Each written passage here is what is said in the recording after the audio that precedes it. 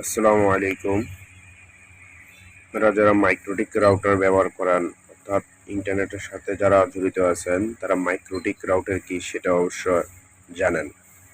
আচ্ছা, MikroTik router কিভাবে reset করা হয় আমি আজকে আপনাদেরকে সেটা দেখাবো।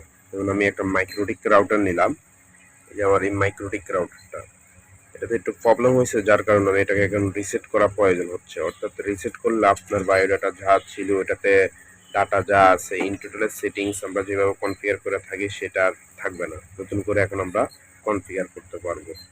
এখন আমার এটা নতুন করে কনফিগার করতে হলে আমি আগে এটা রিসেট দিতে হবে। আমার আগের পাসওয়ার্ড আগের সব কিছু আমি যেহেতু ভুলে গেছি এখন এটা রিসেট দিতে হবে।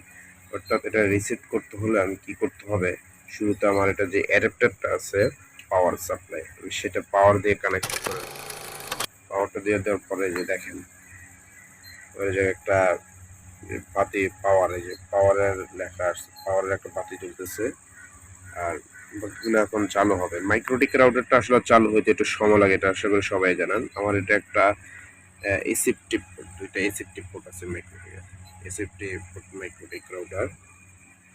আচ্ছা, এটা পাওয়ারটা চালু হোক, চালু হওয়ার পর আমরা দেখতেছি এটা কি করতে হয়। পাওয়ারটা, এই যে একটা অপশন আছে রিসেট বাটন, এখন আপনি একটা কলম নিতে পারেন, না তাহলে যে কোনো একটা সুই জাতীয় কিছু নিয়ে এটাতে চাপ দিয়ে ধরে রাখতে হবে। চাপ দিয়ে ধরে রাখার পর তারপর যে রিসেট হবে। আমরা সেটা দেখতেছি কিভাবে রিসেট করা হয়।